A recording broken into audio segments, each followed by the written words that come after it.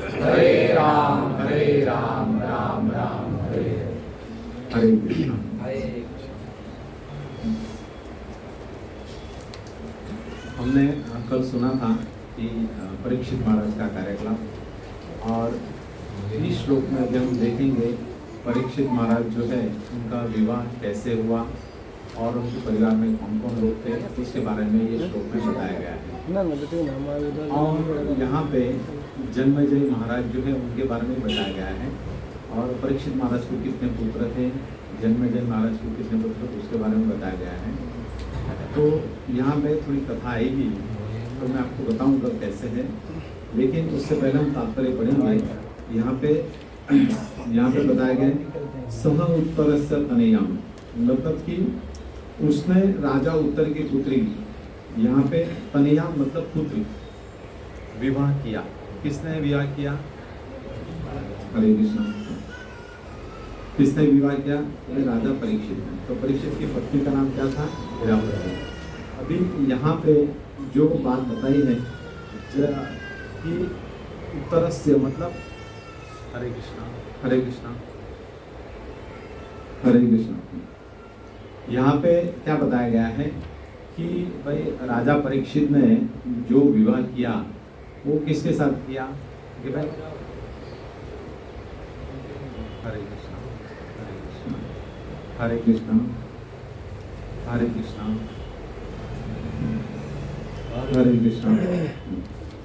तो किसके साथ विवाह किया? कि भाई उत्तरा का पुत्र कौन था? कि भाई राजा परीक्षित। अभिमन्यु के पुत्र परीक्षित। ठीक है। तो यहाँ पे बताया गया है कि भाई आगे प्रभुपाद जी बताएंगे तात्पर्य में कि यहाँ पे बताया गया कि भाई उत्तर राजा की पुत्री थी इरावती, उसके साथ उन्होंने परीक्षित ने विवाह किया। तो प्रभुपाद जी तात्पर्य में बताते हैं आगे कि ये जो है ममेरी बहन थी, मतलब किसकी? परीक्षित महाराज की जो थी वो ममेरी बहन थी, क्योंकि राजा जो विराट थे उनके एक पुत्र एक पुत्री, उत्तरा और उत्तर। तो उत्तर की पुत्री जो थी वो इरावती थी। तो इस तरह से यहाँ पे बताया गया था। प्रभुपाद के हम तात्पर्य पढ़ेंगे तो उसमें प्रभुपाद जी ने बताया है कि तात्पर्य महाराज उत्तर विराट के पुत्र तथा महाराज परीक्षित के मामा थे। यहाँ पे स्पष्ट वर्णन है। इरावती महाराज उत्तर की पुत्री होने से महाराज परीक्षित के ममेरी बहन थी, लेकिन यदि मेरे भाइयों तथा बहनों का गोत्र अर्थात परिवार एक ना हो तो उनमें विवाह करने की अनुमति होती थी। विवाह की वैदिक पद्धति में गोत्र या परिवार पर बल दिया जाता था। अर्जुन ने भी सुभद्रा से विवाह किया था और वह भी उनकी ममेरी बहन लगती थी। तो यहाँ पे सबको ज्ञात हुआ कि भाई अभिमन्यु किस लिए फेमस हुए, किस लिए फेमस हुए अभिमन्यु? कि भाई वो जो विद्या थी कहाँ पे? कि महाभारत में जो विद्या थी उसमें वो किस तरह से एंटर हुए, उस पर वो फेमस थे। लेकिन उनको बाहर आना नहीं आता था। बाहर कैसे निकला जाता है वो उनको नहीं आता। चक्रव्यूह में किस तरह से हम बाहर निकल सकते हैं वो उन्हें नहीं आता था। भाई क्यों नहीं आता था? क्योंकि भाई उनकी जो माता थी उन्होंने क्या की थी? निंद्रावस्था प्राप्त की। तो क्योंकि अर्जुन ने अपना अभिमन्यु ने जो ये विद्या सीखी थी कहाँ थी? माँ के पेट में सीखी। तो उन्होंने जो चक्रव्यूह वो अंदर जाना चाहते थे लेकिन बाहर नहीं निकलना चाहते। तो इससे हमें क्या सीख मिलती है? हमें क्या सीख मिलती है? कि भाई हमें ये सीख मिलती है कि भाई जब भी हम अध्ययन करें तो हम परिपूर्ण ला सकते हैं। मैक्सिमम लोगों का प्रॉब्लम ये आता है भाई हम अध्ययन करते हैं हमें समझ में नहीं आता है। तो समझ में नहीं आता है उसकी वजह से हम क्या कर देते हैं? उसको त्याग। लेकिन त्यागने से उसका संतुलन नहीं है। त्यागने से हमें कुछ भी प्राप्त नहीं होने वाला है। वापस हमें पुनर्जन्म पुनर्मृत्यु वही हमें प्राप्त होगा।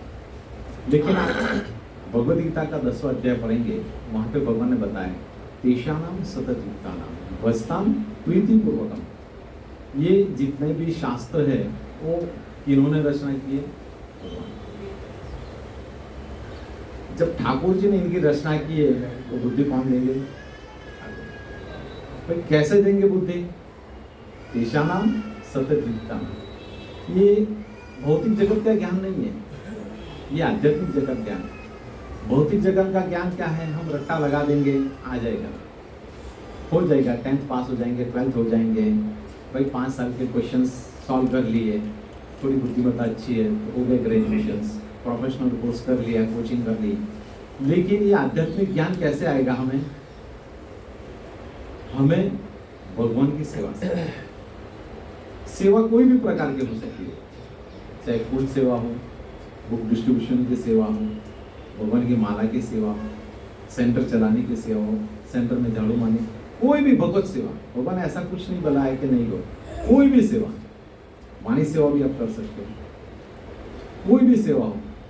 आप जब वाणी सेवा करोगे या प्रभु सेवा करोगे या भगवान की सेवा करोगे, अलग अलग प्रकार है उसके, उसमें आप दृढ़ता से करोगे तो भगवान फिर आप पे खुश होंगे और ये आपको गिफ्ट प्रदान करेंगे। तभी हमें ये ज्ञान प्राप्त हो सकता है। और चैतन्य महाप्रभु ने तो और भी आसान कर दिया है कि भाई आप असत्संग छोड़ो और भक्तों के संग। असत्संग क्या है? कि भाई जो लोग कर्मी हैं, भौतिकवादी हैं, उन्हें हमें संग नहीं करना है, बस हमें भक्तों के संग में रहना है। अगर भक्तों के संग में रहेंगे और हमारे शिक्षा गुरु और हमारे जो भी गुरु हैं, शिक्षा गुरु, उनके हम संग में रहेंगे तो 100% हमें ज्ञान प्राप्त होगा। अगर हमें ज्ञान प्राप्त नहीं हो रहा है, हमें समझ में नहीं आ रहा है, तो हमें माला जो दृढ़ से करनी चाहिए। माला में 16 माला दी है, तो साक्षी माला भी, उसके साथ और 4 माला दी है। वो काहे के दी है? 64। लेकिन वो इसलिए दिए हैं कि भाई अगर हम माला जप करते हैं तो हमें ये ध्यान रखना है कि भाई जो हम माला जप कर रहे हैं उसमें कोई भी विचार नहीं करना है, कोई भी आसक्ति नहीं आनी है, कोई भी थिंकिंग नहीं करना है। जब हम भगवान और हम जो मंत्र बोल रहे हैं वो करेंगे और उसमें एक भी हमें विचार नहीं आता है तो फिर वो 4 माला में सब एक करेंगे, हम चलो एक माला में मुझे कोई भी विचार नहीं आया, तब हम ये कर सकते हैं। क्योंकि हम जब अच्छे से नहीं करेंगे तो तेषानाम सतचित्ता नाम होगा ही नहीं। संपूर्ण जो भार है इसको भगवान पे। भगवान ने क्या बताया कि भाई जब तक आप अनन्य चिंतन, मतलब आप अनन्य, हमारे क्या है कि अभिलाषाएं बहुत है, आसक्ति बहुत है। प्रभु जी तो बोलते हैं हमारा घर कैसे चलेगा, हमारी ये सब मजबूरियां हैं, हमारे जीवन का ध्येय निश्चित नहीं है, हमें उस पर क्या है? संशय। यही संशय किसको था? अर्जुन को। क्या संशय था? कि भाई मैं युद्ध नहीं करूंगा। अर्जुन के माध्यम से क्या प्रकट हुआ? भगवत गीता। पांडु परिवार में क्या प्रकट हुई? भाई भगवत गीता। और यही पांडु परिवार में और भी 2 जो ग्रंथ हैं वो भी प्रकट हुए। क्या करते थे वो? श्रवण। और वही बात यहाँ पे बताइए प्रभुपाद जी का खुद का लेक्चर भी, उसमें भी यही बात प्रभुपाद जी ने बताई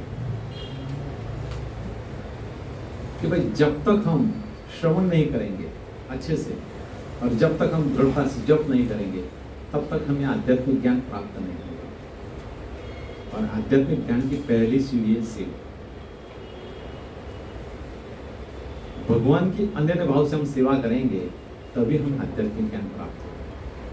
बाकी और कोई मार्ग नहीं, कोई मार्ग नहीं, कोई मार्ग नहीं।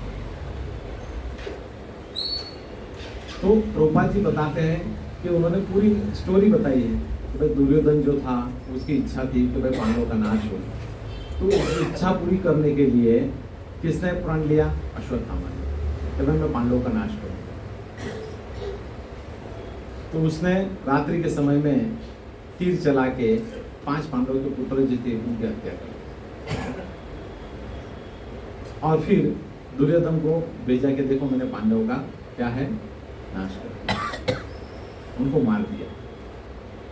लेकिन दुर्योधन भी जो था वो ज्ञानी व्यक्ति था, उसने उनकी जो ये थी बॉडी, उससे छूते ही उसको पता चल गया कि ये नहीं कि भाई तूने जो है क्या किया है कि हमारा जो ये है उसका सर्वनाशी कर दिया है। तो दुर्योधन ने भी अपना प्राण त्याग दिया। तो संपूर्ण जो पांडव थे उनकी संपूर्ण जो धरा पे किस पे थी? उत्तरा माता पे, परीक्षित महाराज। तो उसको भी खत्म करने के लिए क्या चला है? ब्रह्मास्त्र। तो उत्तरा माता किसके पास गई कि भाई इस दुनिया में कोई नाथ नहीं है, सिर्फ आप ही मेरे हो। पाही पाही महायोगी देव देव जगत पति, कि आप ही मेरे देव हो, आप ही मेरी रक्षा कर सकते हो।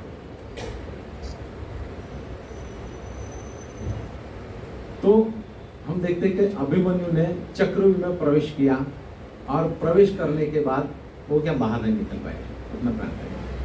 तो यहाँ पे जो है देखते हैं कि भाई किसने? परीक्षित महाराज ने साक्षात भगवान का दर्शन किया। कहाँ पे?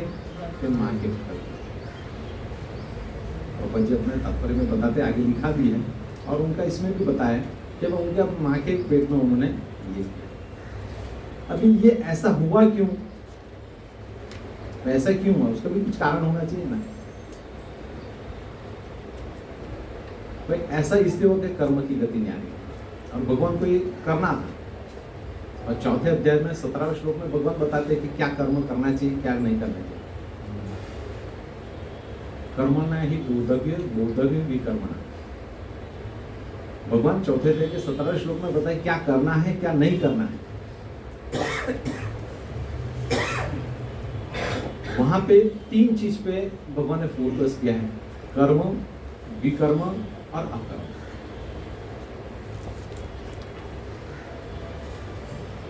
कर्म क्या है? जो शास्त्रों में जो अनुमोदित है कर्म है। विकर्म क्या है? कि शास्त्रों में जो अनुमोदित नहीं है तो विकर्म है।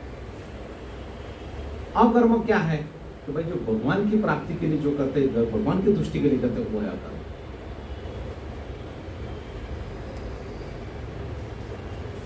हमें जहां भौतिक जगत में है, हमें जनरली क्या सिखाया जाता है कि आप कैसे हो, क्या है, आपका बच्चा क्या कर रहा है, क्या नहीं।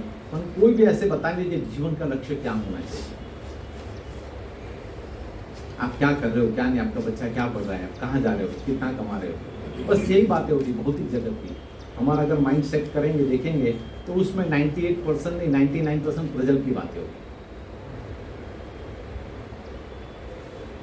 फिर हम बोलेंगे कि हमें ग्रंथ अध्ययन करते हैं लेकिन समझ नहीं आता। कहाँ से समझ में? अगर वाकई में हमको ग्रंथ अध्ययन करना है तो हमें किसका संग करना पड़ेगा? साधु का संग करना, भक्तों का संग करना। और भक्तों के संग में भी हमें प्रजल नहीं बोलना है भाई आपने क्या पढ़ा और आप क्या पढ़ रहे हैं, वो हमें समझना है। जिससे क्या है, हमें समझ में आएगा।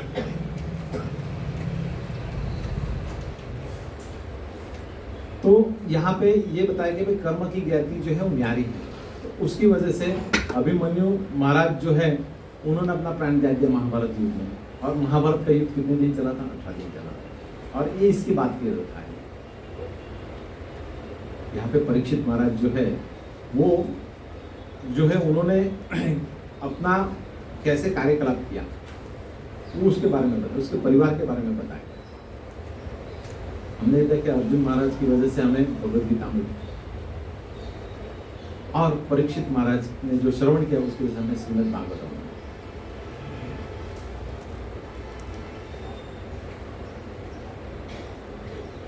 तो आगे प्रभुपाद जी बताते हैं जन्म जी के बारे में। पहला ही शब्द यहाँ पे आया है राज ऋषियों। हम भगवद गीता के 4 अध्याय के 2 श्लोक में जाते हैं। एवं परंपरा प्राप्तम इमं राजऋषियों सह कालेन महत्ता योग नष्ट परंपरा। राजऋषियों का अर्थ क्या है?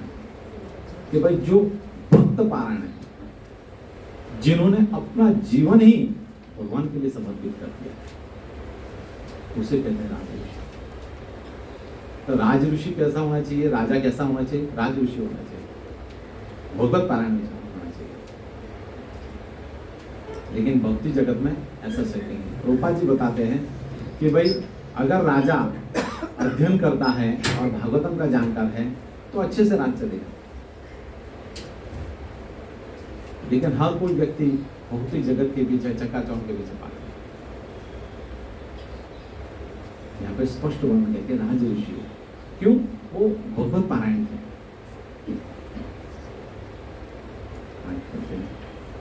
राज ऋषि में एक तथा महाराज परीक्षित के विख्यात पुत्र, इनकी माता का नाम हीरावती अथवा कुछ लोगों ने अनुसार मद्रावती था। महाराज जन्मजय को 2 पुत्र हुए। देखो यहाँ पे जन्मजय, ये नाम हमें क्या सूचित करता है? जन्मजय मतलब उन्होंने माया पे विन किया, माया को जीता। जन्मजय, माया को जीता हूं।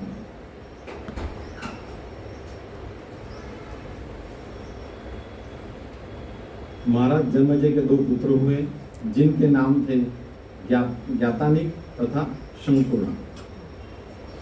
उन्होंने कुरुक्षेत्र तीर्थ पर अनेक यज्ञ किए। उनके 3 छोटे भाइयों के नाम, मतलब कि किसके छोटे भाई हैं? जन्मजय, श्रुतसेन, उग्रसेन तथा भीमसेन द्वितीय थे। उन्होंने तक्षला मतलब अजंता पर आक्रमण किया और अपने महान पिता महाराज परीक्षित को दिए गए अवैध शाप का बदला लेने का निश्चय किया। हम सब महाभारत में जानते हैं कि भाई परीक्षित महाराज को श्राप मिला था। भाई 7 दिन में उनको ऋषि सिंह ने मतलब ब्राह्मण पुत्र ने उनको श्राप दिया था 7 दिन में। हमारा कब होगा तो हमें अभी नहीं पता है, लेकिन उन्होंने क्या श्रवण किया परीक्षित महाराज ने? श्रीमद् भागवत। तो उनको श्राप मिला था। क्या श्राप मिला था? कि भाई आपको 7 दिन में, उन्होंने क्या किया था भाई, जंगल में शिकार करने गए थे और वहाँ पे जो ऋषि थे उनके उन्होंने क्या किया, गले में सांप रख दिया और सांप रख दिया। उसकी वजह से ये बात कैसे जिस तरह से व्हाट्सएप में फैलती है वैसे फैल गई और फैलने के बाद जो ब्राह्मण पुत्र थे मतलब ऋषि के पुत्र थे श्रृंगी, उसको पता चली तो वो भी क्या था, माया देवी का प्रभाव तुरंत, तो उन्होंने श्राप दे दिया। अभी वो श्राप को ऑफेंस कर सकते थे, कौन? परीक्षित महाराज। लेकिन प्रभु जी ने कल भी बताया था कि भक्तों की क्या क्या गुण होने चाहिए। तो यहाँ पे विनम्रता बताई कि किस तरह से वो विनम्र है।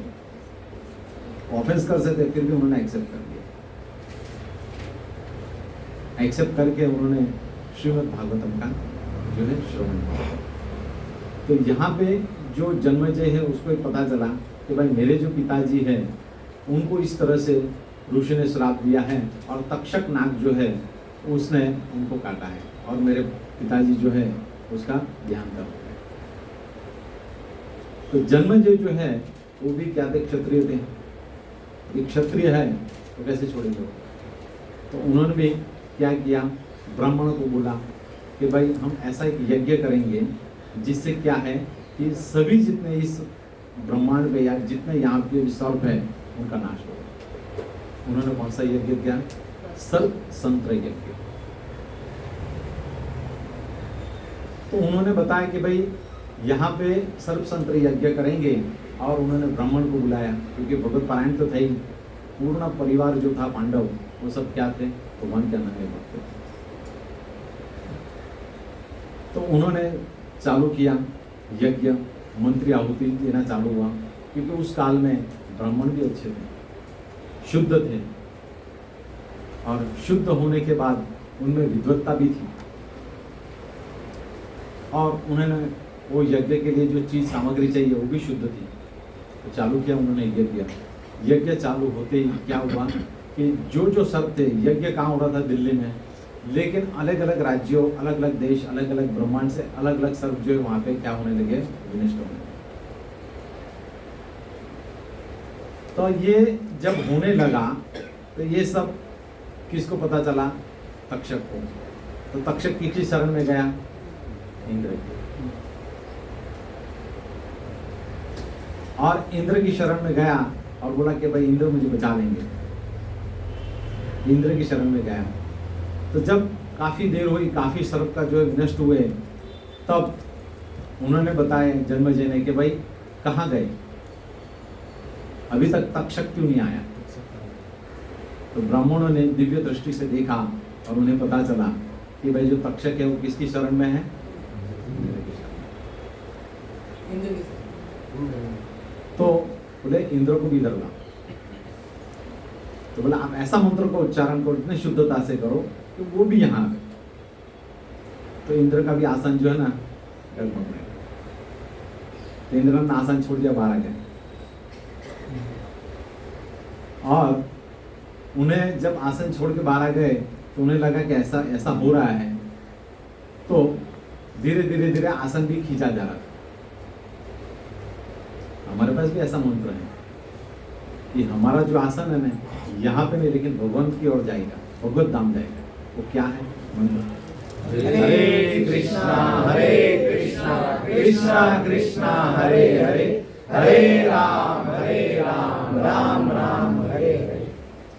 वहां पे तो शुद्धता था, विद्वत्ता थी, सब कुछ था। तो जब उनका आसन डगमगने लगा, अगर हमारे में दृढ़ता होगी, भगवत करने की सेवा होगी, तो हमारे भी आसन किस ओर मूव करेगा? भगवत धाम की ओर। लेकिन हमारे में क्या है, विचार बहुत ज्यादा आ जाते हैं। अट्ठे जानो, वो करो, ये करो, वो करो, बहुत विचार आते हैं। इसलिए हमारा आसन क्या स्टेडी रहता है। तो वो आसन उनका डगमगने लगा, और डगमगने के बाद फिर वहां पे एक ब्राह्मण आए, उसका नाम था आस्तिक। उन्होंने याचना की कि भाई मुझे दान चाहिए। ये जन्मेजय जो थे वो तो राज ऋषि थे, तो उन्होंने बोला ठीक है, हमको क्या मांगना है ब्राह्मण देवता? तो बोला आप ये यज्ञ रुका दो। तो वहां पे जो याज्ञिक थे उन्होंने बोला कि ये नहीं रुक सकता, जब तक बोले तक्षक नहीं आएगा तब तक ये रुकेगा नहीं। तो बोले वो तो इंद्र की इसमें है, बोले तो बोले इंद्र को भी आना पड़ेगा। मतलब कितने पावरफुल मंत्र थे, और वही मंत्र हमारे पास भी है। वही मंत्र हमारे पास भी, अगर हम दृढ़ता से नाम लेते हैं तो 100% श्योर है कि हमारा भगवत धाम जो है ना करना है।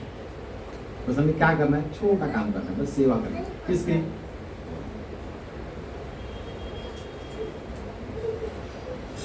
तो जब तक्षक ये देखा उन्होंने सब कुछ, तो ब्राह्मण ने बोला, और ब्राह्मण ने उन्हें ज्ञान दिया कि भाई देखो राजा, मृत्यु जो है मनुष्य योनि में या कोई भी योनि हो उसमें ये अटल है।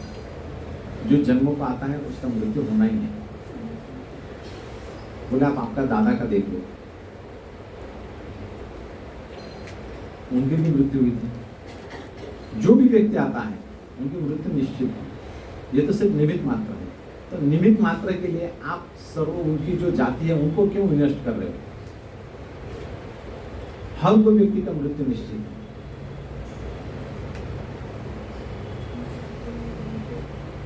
जीवन में ध्येय हमारा क्या है कि भाई भौतिक आसक्ति है। हमें अगर वाकई जीवन में कुछ त्याग करना है तो अपनी आसक्ति पर त्याग करना है।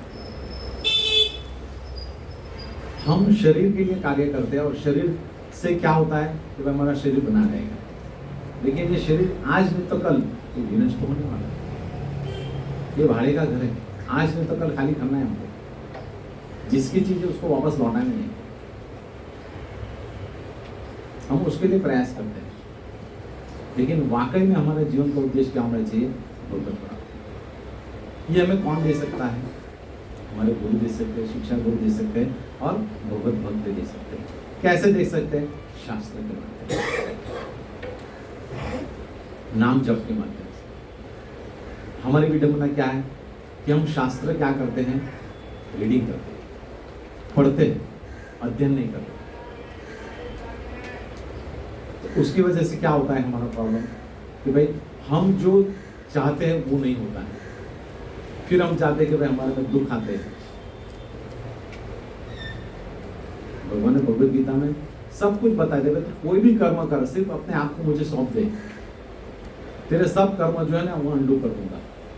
जिस तरह से कंप्यूटर में एक की होती है कि भाई अल्टर जेड मारोगे तो अंदर का जो बाकी का है जो खराब कचरा वो साफ हो जाएगा। खराब कचरा जो है वो साफ हो जाएगा। तो उसी तरह से हमारे अंदर जो है खराब कचरा, काम, क्रोध, मोह कैसे साफ होगा? भगवान का नाम जप करने से, भगवान की सेवा करने से। हम क्या करते हैं, भगवान का नाम जो जप करते हैं उसके साथ हमारी विडंबना क्या है कि हमें कचरा याद आता है। उसकी वजह से क्या नाम स्मरण नहीं होता, इसकी वजह से हमारे क्या होता है, भगवान को हम जल्दी खुश नहीं कर पाते। लेकिन हमारे में एक अच्छा गुण भी है कि पहले हमारी जो परिस्थिति थी उससे आज हमारी परिस्थिति बहुत ही अच्छी है। ये कब होगा?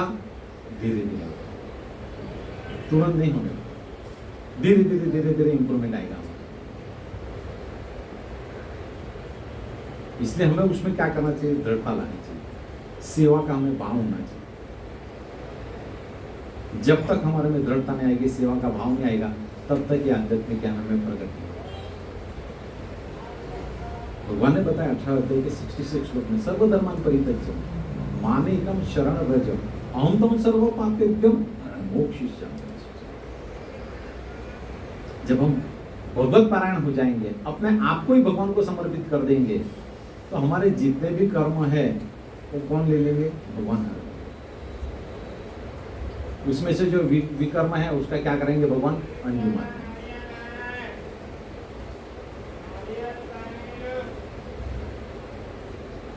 कब मारेंगे? जब हम अपने आप को भगवान को समर्पित। हम क्या अभी भी 50-50 में, अभी भी हम सोच रहे जावे या नहीं जावे। मन से तो मंजूर है लेकिन तन से मंजूर नहीं। हमको दोनों को, तन और मन दोनों को भगवान के इसमें लगाएंगे। जब तक हम नहीं लगाएंगे तब तक आत्मा साक्षात्कार नहीं होगा और जीवन के उद्देश्य हम दूर रहेंगे। जीवन के उद्देश्य अगर हमें करीब जाना है तो अपने आप को भगवान को समर्पित करना होगा। हमें सीखना होगा हमारे शिक्षा गुरु से, हमारे गुरु महाराज से, किस तरह से हम आत्मा साक्षात्कार और आगे बढ़े। जब तक हम नहीं सीखेंगे तब तक हम आगे नहीं, क्योंकि जीवन जो हमें मिला है वो सीखने के लिए मिला है। ये जो मनुष्य जीवन है ये हमें सीखने के लिए मिला है। और हमारा ये जो शरीर किससे बनता है? हमारे कर्म और विकर्म से बनता है। और जिस दिन हमारे कर्म और विकर्म चले जाएंगे उस दिन हम यहाँ पे जाएंगे, हम सीधा भगवत धाम चले जाएंगे। लेकिन हमारा लेखा जोखा है इसलिए हम यहाँ पे हैं। तो हम उसको अंड्यू मारना है, तो हम कैसे मारेंगे?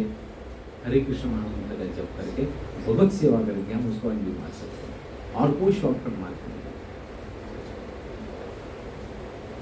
तो इसी तरह से जन्मेजय को जब भगवत ज्ञान प्राप्त हुआ, उन्होंने ज्ञान दिया, तो उन्होंने फिर क्या किया कि भाई उन्होंने वो यज्ञ जो वहाँ पे रुकवा दिया और ब्राह्मणों को खुले हाथ से दान किया। ब्राह्मणों को खुले हाथ से उन्होंने दान किया। उनको समझ में आ गया ये बात सही है। और हमें कब समझ में आएगा? वो हमारे तो जीवन के लक्ष्य की ओर क्या होना चाहिए हमारे कि भाई कर्म विकर्म से हम ऊपर जाए, उससे परे जाए। तो उससे परे जाने का एक ही रास्ता है, भगवान की सेवा। आगे बढ़ते हैं।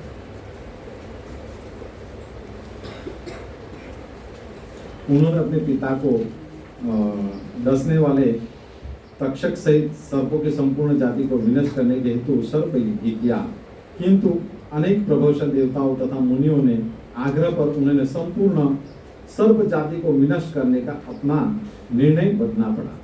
किंतु यज्ञ बंद करने के बावजूद उन्होंने यज्ञ के संभवित प्रत्येक व्यक्ति को समुचित पुरस्कार देकर उन्हें संतुष्ट किया।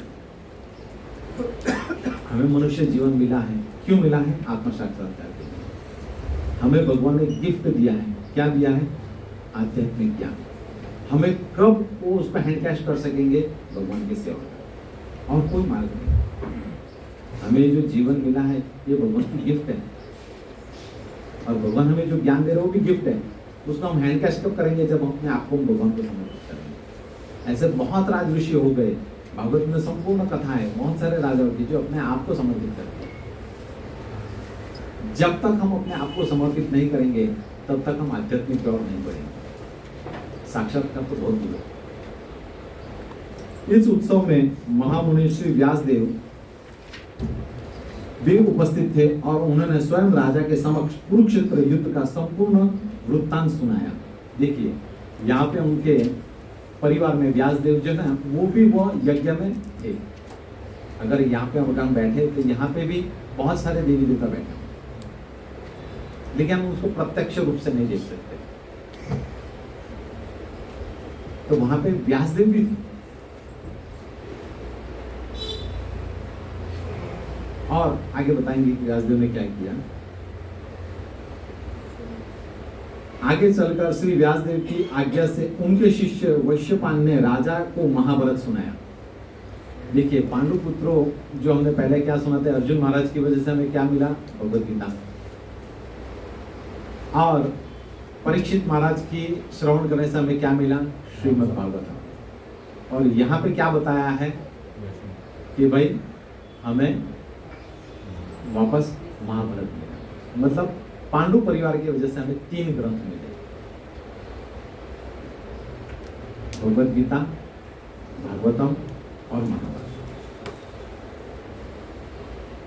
किसने किसको सुनाया कि भाई व्यासदेव के जो शिष्य वैश्यपायन, उन्होंने किसको सुनाया, जन्मेजय। तो हमें एक ही परिवार से 3 ग्रंथ मिले, फिर भी अगर हम श्रवण नहीं करते तो हमारी ये बहुत बड़ी विडंबना है। तो हमें श्रवण करना चाहिए। वे अपने पिता के असामयिक निधन से अत्यधिक दुखी थे और उन्हें दोबारा देखने हेतु अत्यंत उत्सुक रहते थे। देखिए यहाँ पे कितना अच्छा वृत्तांत बताया है कि भाई वो अपने पिता को देखने के लिए उत्सुक थे। तो क्या हम अपने पूर्वज को जहां पे भी जो भी दशा में है उसको वहां से मुक्त करने के लिए उत्सुक नहीं है? तो उसके लिए हमें क्या करना पड़ेगा, हरिभक्ति। हमें ऋण मिला है, ये जो जीवन है हमारा ऋण है। भागवत में उसका वर्णन है, देव ऋषि भूतात्मा पितृना ना किंकरो राजन सर्व आत्मा शरण शरण गतो मुकुंद प्रवर्तते। हमें जो जीवन मिला है वो ऋण है, वो हमें ऋण चुकाना है। अलग अलग प्रकार के ऋण हैं, वो हम कैसे चुकाएंगे? अगर हम भगवत भक्ति बन जाते हैं, भगवत भक्ति कार्य करते हैं, ये सब ऋण ऑटोमेटिक क्या हो जाता है, अनडू हो जाता है। लेकिन विडंबना क्या है कलयुग की, लोग उस ऋण के ऊपर ऋण लेते जा रहे हैं। ये हमारी विडंबना है।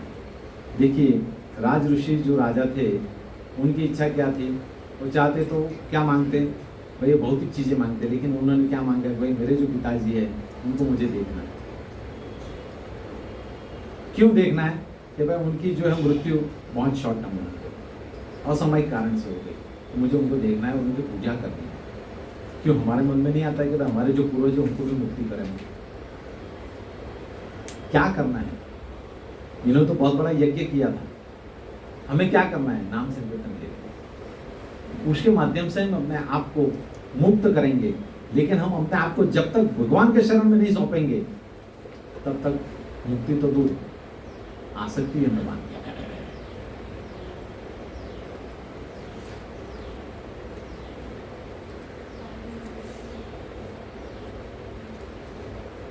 ये अपने पिता के असामयिक निधन से अत्यधिक दुखी थे और उन्हें दोबारा देखने हेतु अत्यंत उत्सुक रहते थे। एतएव उन्होंने महामुनि श्री व्यासदेव से अपनी इच्छा व्यक्त की। श्री व्यासदेव ने उनकी इच्छा पूरी की। उनके पिता उनके समक्ष उपस्थित हुए और उन्होंने अपने पिता एवं श्री व्यासदेव का पूजन बड़े ही आदर तथा धूमधाम से किया। उन्होंने उस यज्ञ में उपस्थित सभी ब्राह्मणों को अत्यंत प्रसन्न होकर मुक्त हस्त दान दिया। तो वैश्यपायन मुनि ने उनको क्या सुना है, महाभारत।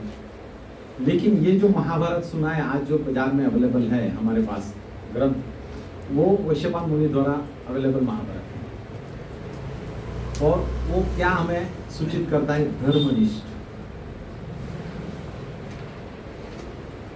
भाई धर्मनिष्ठ कैसे हुआ जाए, उसके बारे में ज़्यादा उसका फोकस किया है, भक्ति के बारे में नहीं है। लेकिन ऐसे ही दूसरा जो है महाभारत है, वो महाभारत जो जैमिनी ऋषि ने लिखा है उसमें भक्ति का संपूर्ण वर्णन है।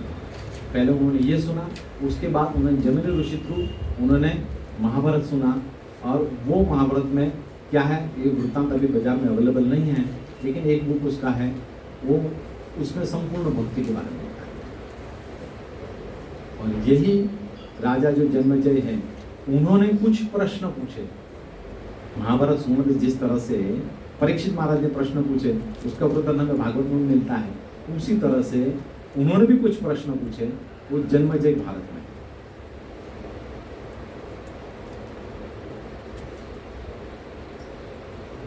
तो कहने का तात्पर्य क्या है कि भाई संपूर्ण ये जो श्लोक है वो हमें क्या प्रवृत्त करता है कि भाई हमें हमारे जीवन का लक्ष्य भगवत सेवा भक्ति पे कॉन्सेंट्रेट करना चाहिए।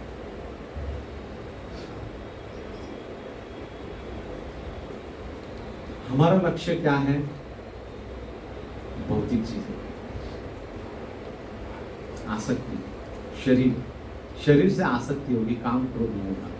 लेकिन हम अगर भगवत पारायण होंगे तो हम क्या करेंगे, इस आसक्ति को धीरे धीरे क्या होगा, वो धीरे धीरे अंगी,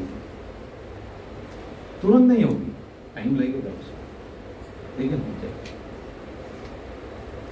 हम ग्रंथ पढ़ते हैं तो हमें नींद आती है, क्यों? ऐसा नहीं है कि नींद नहीं आती, उसका कारण है कि हमारी रुचि उसके प्रति कम है। अगर हम रुचि बढ़ाएंगे तो ऑटोमेटिक ये सब धीरे धीरे होगा। और ये कैसे होगा, भगवत पारायण होने से, और इसकी विधि है। हर कोई व्यक्ति माला जप करता है, हर कोई करता है, नियमों का पालन करता है, लेकिन उसमें हमें क्या करना है, और एक इंजन जोड़ना है, दृढ़ता का। हम कैसे दृढ़ता से भक्ति करें।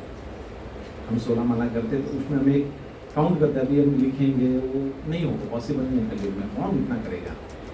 तो हमें क्या, वो जो एक्स्ट्रा 4 मनी दिए हैं उस पर हमको कॉन्सेंट्रेट करना है कि भाई एक माला में अगर करता हूँ बराबर, तो उसमें मैं कोई भी विचार नहीं करूँगा, सिर्फ मैं जो श्रवण करता हूँ, जो बोलता हूँ, वही मैं श्रवण करूँ, भगवान के बारे में सोचूंगा। बस इतना ही अगर करें, अगर एक माला भी करते हैं तो समझो धीरे धीरे हमारी प्रगति चालू है। ऐसे तो हमारी प्रगति हो ही रही है, लेकिन कैसे, गोकुल गाय जैसे। उसमें अगर हम कॉन्सेंट्रेट करेंगे तो जरूर से हम उसमें सक्सेस। हमने आगे देखा कि परीक्षित महाराज के कार्यकलाप, यहाँ पे उनके परिवार विवाह के बारे में देखा, तो उसी तरह से हमें भी सोचना चाहिए कि हम भी कब इस जगत से ऊपर जाएंगे, 3 गुणों से ऊपर जाएंगे, और 3 गुणों की वजह से हमें यहाँ पे आना पड़ता है। तो ये जो श्लोक है उसमें यही है, ज़्यादा समरी तो कुछ है नहीं, लेकिन इसमें परिवार के बारे में बताया है। तो राजा जो थे जन्मेजय, उनकी कितनी इच्छा थी कि भाई मेरे जो पिताजी हैं उनको मुझे देखना है, उनकी सेवा करनी है। तो हमारी भी इच्छा होनी चाहिए कि भाई हमारे जो पूर्वज गए हैं उनके लिए हम क्या करें, ये हमारे में प्रश्न होना चाहिए, और क्या करें और उसके लिए कैसे करें।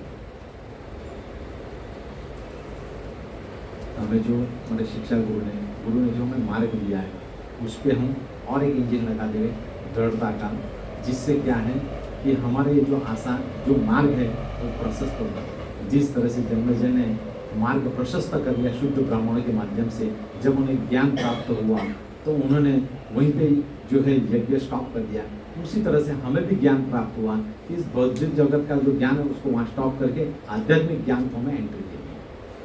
हम लोगों ने तो दी है, लेकिन और थोड़ा दरवाजा जोर से खोल देंगे तो इजीली ज्ञान आता रहेगा। हरे कृष्ण।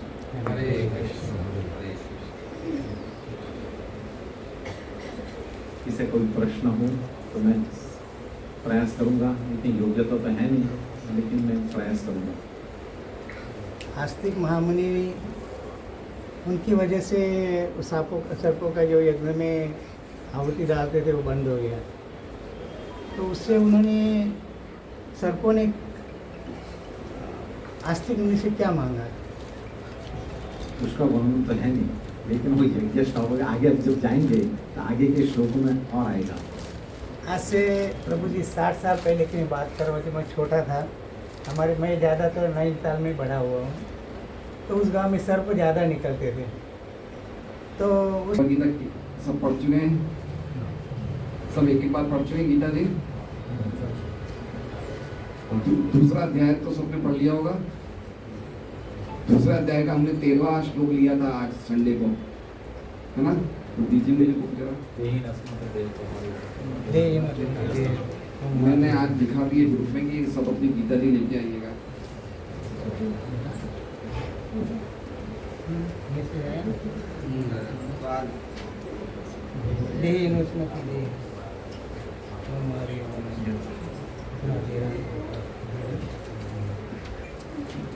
मैंने दरअसल गोपाल लोगों को बोला नहीं था कि लेक्चर में आपको अध्ययन के लिए कुछ बोलना है, लेकिन वही बात निकल गई। और सुबह भी मैं यही बात पे आज बोलना चाहता था कि आप लोग गीता जी पढ़ते हैं तो अध्ययन करते हैं या खाली पढ़ते हैं।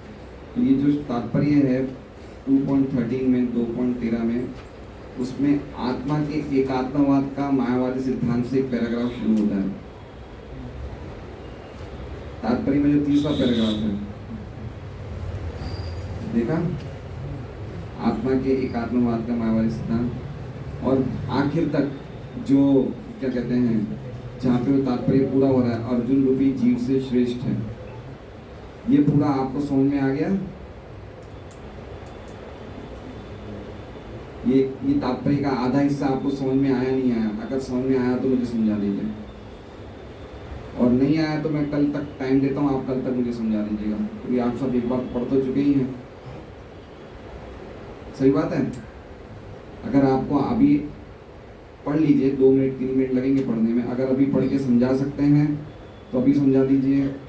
अगर समझने में टाइम लग रहा है तो कल तक समझा दीजिए, और कल तक भी नहीं समझ में आया तो हो सके तो पूछ लीजिएगा।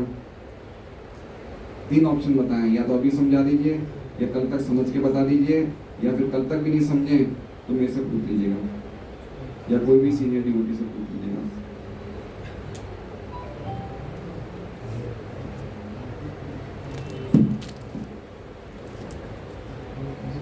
अभी कोई है समझाने वाला कोई?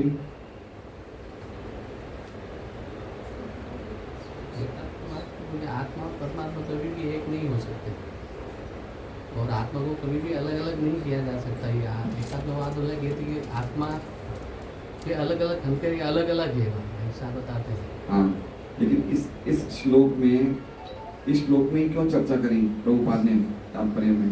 एकात्मवाद वाले बताते हैं कि आत्मा और परमात्मा एक ही है। वो मैं समझ गया, लेकिन इसी श्लोक में क्यों चर्चा करी? तो इसमें आत्मा और शरीर के बारे में बताया है, मतलब श्लोक में बताया है। तो प्रभुपाद बताना चाहते हैं कि आत्मा एक ही और परमात्मा अलग है, दोनों अलग अलग है। ठीक है, अच्छा ठीक है, चलिए आपने समझाया। आगे बताइए कि ये प्रतिबिंबवाद का सिद्धांत क्या होता है?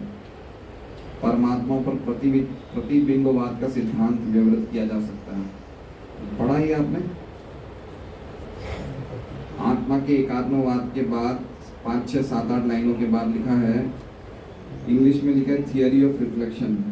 परमात्मा पर प्रतिबिंबवाद का सिद्धांत विवृत किया जा सकता है।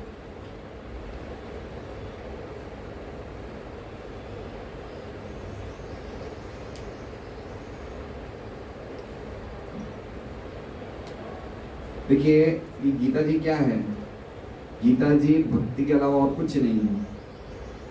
भगवान गीता जी किसको बोलते हैं? और अर्जुन को बोलते समय क्या बोलते हैं कि चूंकि तुम मेरे भक्त हो और मेरे सखा हो, इसलिए मैं तुम्हें गीता बोल रहा हूँ। तो बोल कौन रहे हैं? भगवान। सुन कौन रहा है? भक्त। तो टॉपिक क्या होना चाहिए? भक्ति का, है ना? भक्त बोल को सुना रहे तो उसमें सब्जेक्ट मैटर क्या होना चाहिए? भक्ति के अलावा और कुछ होना ही नहीं चाहिए। तो गीता में भक्ति के अलावा और कुछ है ही नहीं। कर्म, ज्ञान, योग, कोई भी चीज़ नहीं। गीता में खाली भक्ति है और कुछ नहीं है। भगवान अर्जुन को बोल रहे हैं, पहले ही भगवान ने कंडीशन रख दी कि तुम मेरे भक्त हो इसलिए सुना रहा हूँ। तो भगवान भक्त को सुना रहे तो क्या सुनाएंगे? भक्ति सुनाएंगे। तो एक एक चीज इसमें भक्ति से ही संबंधित है गीता जी में। जैसे माँ एक छोटे से बच्चे को, 1 महीने के बच्चे को अपने पल्ले को छुपा के कुछ दे रही है, तो क्या समझ सकते हैं हम? दूध पिला रही है, बिस्कुट तो नहीं खिलाएगी। समझ रहे ना? तो गीता में ज्ञान कर्म योग कुछ नहीं है, खाली क्या है? भक्ति है।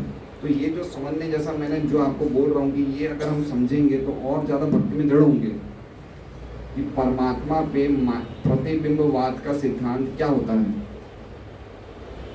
ये आपने सबने पढ़ा ना? बताइए धर्मवत्सल। आपने संजय को क्लास में बताया था। हाँ। जैसे आकाश का प्रतिबिंब जल में गिरता है, ये जरूरी नहीं कि वो प्रतिबिंब भगवान के समान हो गए। जैसे सूर्य और चंद्रमा के भी प्रतिबिंब उसमें रहते हैं। जीवों को सूर्य चंद्रमा की उपाधि दी गई है और जो आकाश है वो परमात्मा। हाँ, तो थोड़ा सा पास में ज़्यादातर समझा दिया। देखिए इसमें ये श्लोक बहुत इम्पोर्टेंट है, ये श्लोक समझना। ये एकात्मवाद की बातें प्रभुपाद जी इसमें क्यों कह रहे हैं? वो इसलिए कह रहे हैं कि सबसे पहला शब्द क्या है इस श्लोक का? देहिना। देहिना मतलब समझ क्या हो गया?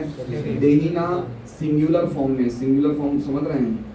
देही, देही मतलब शरीर धारण करने वाला। तो जो मायावादी होते हैं या जो एकात्मवादी होते हैं, जो ये मानते हैं कि आत्मा परमात्मा का अंतर में, वो क्या बोलते हैं कि भगवान कहना चाहते हैं कि एक ही आत्मा है। देही बताए ना, देही, देही प्लूरलिटी में बताया, सिंगुलरिटी में बताया। देही मतलब एक व्यक्ति। तो वो क्या पकड़ लेते हैं बात को कि भगवान क्या कह रहे हैं कि एक ही आत्मा है। और एक आत्मा जब अज्ञानता से कवर्ड हो जाती है तो अलग अलग रूपों में प्रतीत होती है। तो जो अलग अलग रूप क्या हैं, वो क्या है? वो हम आत्माएं हैं। जब वो ज्ञान अज्ञान हट जाता है तो हम वापस एक हो जाते हैं। समझ रहे हैं बात को? इसे कहते हैं एकात्मवाद। तो उसके बाद ही प्रभुपाद लिखते हैं प्रतिबिंबवाद का। तो प्रतिबिंबवाद का सिद्धांत क्या है, समझिए बात को। जैसे एक श्रुति का मंत्र है कि आकाश, जब ऊपर आकाश है, जब ये आकाश नीचे पानी के घड़ों में रिफ्लेक्ट होता है तो हर एक घड़े में एक एक आकाश का रिफ्लेक्शन दिखता है। सही बात है ना? जैसे मान लीजिए आपने यहाँ पे 50 पानी के घड़े रखे हैं, ऊपर से आकाश, तो पानी के हर एक घड़ों में आपको एक एक आकाश दिखेगा। तो कितने आकाश दिखे? 50 आकाश दिखे। लेकिन एक्चुअली में है कितना आकाश? एक है। तो मायावादी क्या बोलते हैं कि एक आकाश कितने रूपों में दिखा? 50। लेकिन है एक्चुअली में क्या है? एक है। जो वैष्णवाचार्य बोलते हैं कि आप आकाश पे प्रतिबिंबवाद का सिद्धांत लाद नहीं सकते हो, क्योंकि आकाश का कोई रूप नहीं होता है। आकाश में जो ल्यूमिनरीज होते हैं, जो चमकने वाली चीजें होती है, उनका रूप होता है। तो आकाश में 3 चीजें चमकने वाली है, एक सूर्य, एक चंद्र और एक तारे। तो आपको अगर रिफ्लेक्शन देखना है तो उनका देखिए, परमात्मा का देखिए। निर्विशेष भ्रम का कोई रूप नहीं होता है। तो आप जो ये बता रहे हो, मतलब प्रभुपाद मायावादी को बोल रहे हैं कि आप जो बोल रहे हो कि आकाश भ्रम है, तो भ्रम का रिफ्लेक्शन कैसे होगा? रिफ्लेक्शन परमात्मा होगा। इसलिए देखिए इसमें लिखा हुआ है परमात्मा पर प्रतिबिंबवाद का सिद्धांत व्याहृत किया जा सकता है, निर्विशेष भ्रम पर प्रतिबिंबवाद का सिद्धांत व्याहृत नहीं किया जा सकता है। समझ रहा है बात को? थोड़ी हार्ड बातें हैं। निर्विशेष भ्रम जो है वो भी भगवान का एक रूप है, लेकिन उसका कोई वो नहीं है, फॉर्म नहीं है ना? वो सर्वव्यापी, उसका कोई रूप नहीं है। तो जिस चीज का रूप नहीं, उसका रिफ्लेक्शन दिखेगा क्या? नहीं दिखेगा। तो रिफ्लेक्शन किसका दिखेगा? जिसका रूप है। तो परमात्मा का रूप है। आकाश का रिफ्लेक्शन घड़ों में नहीं दिखेगा। किसका रूप रिफ्लेक्शन दिखेगा? सूर्य का, चंद्र का, तारों का। प्रभुपाद जी कह रहे हैं कि परमात्मा यानी कि सूर्य और चंद्र, और जीवात्मा कौन हुए? तारे। अब प्रभुपाद जी आगे ये बताना चाहते हैं कि मान लीजिए कि वो ये कह रहे हैं कि अगर सब घड़े आपने तोड़ दिए, मायावादी क्या बोलते हैं कि एक आकाश के 25 घड़ों में रिफ्लेक्शन आ रहा है। अब अगर सब घड़े तोड़ दिए तो क्या दिखेगा हमें? एक ही आकाश दिखेगा। तो फिर आकाश एक ही है। आत्माएं सब, फिर आत्माएं बहुत सारी हो ही नहीं सकती हैं। लेकिन वैष्णवाचार्य क्या बोलते हैं कि आकाश का प्रतिबिंब नहीं, प्रतिबिंब किसका है? सूर्य का, चंद्र का, तारों का। तो मान लीजिए कि अगर सूर्य, चंद्र और तारों के रिफ्लेक्शन हमने 50 घड़ों में देखे तो हर एक घड़ों में हमें क्या क्या दिखेंगे? सूर्य दिखेगा, चंद्र दिखेंगे, तारे दिखेंगे। अगर हमने 50 घड़े तोड़ दिए, खाली एक पानी का एक टंकी बन गई, तो हमें क्या दिखेगा? सूर्य, चंद्र, तारे फिर भी दिखेंगे, चाहे एक ही दिखे, लेकिन तारे अपने अलग हैं, सूर्य अलग हैं, दोनों मिक्स नहीं हो गए हैं। तो इसलिए आत्मा का स्वरूप है वो नित्य है, सनातन है, वो कभी भी परमात्मा से मिक्स नहीं हो सकता है। तो बहुत गहरी बात है ये कि हमारा रियल स्वरूप जो है, हम आत्मा ही थे, आत्मा ही हैं, आत्मा ही रहेंगे, कभी भी परमात्मा से हम एक हो ही नहीं सकते हैं। जब इस सिद्धांत को हम ढंग से समझेंगे तो हमें भक्ति में दृढ़ता आएगी। इसे कहते हैं अध्ययन करना। और अगर इसको हम नहीं समझेंगे तो हमारी जो भी ज्ञान हम ज्ञान हम जो ले रहे हैं वो किस पे आधारित होगा? अज्ञानता पे, है ना। हमें कोई चीज़ समझ में नहीं आई तो क्या हो गया? ये अज्ञानता पे हम अपनी चीज़ों को समझ रहे हैं तो हमारा आधार तो अज्ञानता हुआ। इसलिए पॉइंट ये कहना चाहते हैं, गोपाल प्रभु ने ये लेक्चर में बोला कि आपको कोई चीज़ समझ में नहीं आए तो समझो, अध्ययन करो, स्टडी करो। ये बहुत गहरी बात है। आप लोग सब पढ़ चुके ना गीता जी में, लेकिन फिर भी हमें कभी इस तरह से सोचा था हमने, जैसा आज सुना है कि किसे बोलते हैं रिफ्लेक्शन, किसे बोलते हैं थियरी ऑफ रिफ्लेक्शन, है ना। तो इस प्रकार से उपनिषदों के मंत्रों को मायावादी अपने हिसाब से मरोड़ लेते हैं और बताना चाहते हैं कि आत्मा परमात्मा एक है। इसलिए शंकराचार्य इसलिए आए थे कि उनके बाद वैष्णव आचार्य को अवसर मिले कि वो महात्मा और परमात्मा को अलग अलग बता सके। इसलिए वैष्णव आचार्य, रामानुजाचार्य, मध्वाचार्य उन्होंने इतना प्रचार किया ये बताने के लिए कि आत्मा और परमात्मा दो हैं, एक नहीं है। अगर हमारे पास ये सिद्धांत प्रॉपर नहीं होगा तो भक्ति करते करते भी हमारे में ये गलत फहमी होगी कि हम आत्मा और परमात्मा को एक ही समझते हैं। इम्पर्सनलिज्म बोलते हैं इसे, निर्विशेषवाद। तो इसलिए बहुत समझना जरूरी है कि बार बार पढ़ें, बार बार समझें, जिससे कि हम चीज़ों को ढंग से समझ सकें। तो इसलिए आज का लेक्चर बहुत सुंदर था। इन्होंने बताया कि हमें अध्ययन करना चाहिए, जप अच्छी तरह करना चाहिए, एक एक माला को ढंग से सुनना चाहिए, एक एक नाम को सुनना चाहिए। तो इस तरह से हमारी सेवा में वृद्धि बढ़ेगी, है ना। हरे कृष्ण।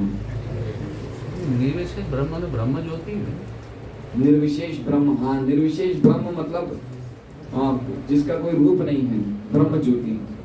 हाँ, ब्रह्म ज्योति भगवान की अंग कांति, भगवान के शरीर से निकलने वाली कांति।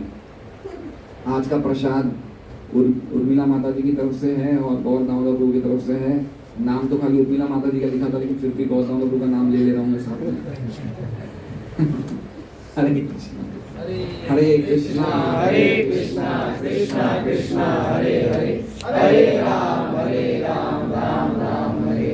तो मेरा निवेदन है, आप लोग अगर वास्तव में इन चीज़ों को समझना चाहते हैं तो प्रभुपाद जी के लेक्चर अवश्य सुनिए। प्रभुपाद जी के लेक्चर बहुत ही ज़बरदस्त होते हैं।